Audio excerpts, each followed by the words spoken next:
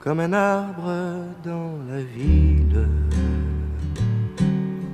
Canicule, sécheresse, à l'heure où les effets du réchauffement climatique sont désormais une évidence, les centres urbains, quelle que soit leur taille, réfléchissent à offrir à leurs habitants ces îlots de fraîcheur que constituent les arbres.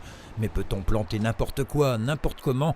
C'est à cette question que l'association Est Horticole, située à Roville-aux-Chênes, a consacré 2 années d'expérimentation qui se sont achevées en juin dernier.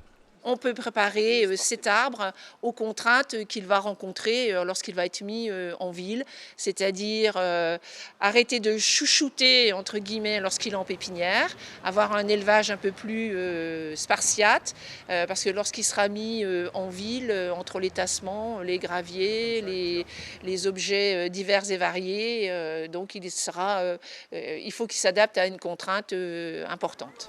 Ne pas confondre pépinière et pouponnière, c'est donc l'objectif de cette expérimentation où l'arbre et la plante sont élevés à la dure dans ce que l'on appelle un technosol. C'est Maxime qui a conduit cet essai durant 2 ans. On a constaté qu'une fois plantés en ville, on avait quelques phénomènes de dépérissement, de mortalité des arbres.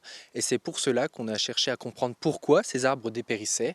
Et on a commencé à étudier le système racinaire. Et on s'est dit qu'il fallait les cultiver dans des sols mimant ces sols urbains, c'est-à-dire des technosols composés de gravats, de compost ou tout autre déchet qu'on peut trouver en ville afin de faire une économie circulaire. Et on les a cultivés dans ces technosols et on a observé comment ils se développaient au niveau aérien et également au niveau racinaire. À la différence du hêtre, le tilleul, le charme, le merisier ou encore l'orme feraient partie des essences plus résistantes à la sécheresse. On a remarqué avec la sécheresse que les ormes arrivaient à bien tenir les manques d'eau, donc c'est une espèce qu'on pourra planter en ville. D'ailleurs, ça a déjà commencé du côté de Nancy, non ? Alors exactement, comme nous avons terminé l'essai en juin 2022, nous avons donné les arbres à la ville de Nancy qui va essayer de les replanter dans des espaces urbains. Le pot a également son importance avec l'utilisation de matériaux plus respectueux de l'environnement que le plastique, car recyclable ou biodégradable. Et puis, autre expérimentation, cette fois, sur l'eau.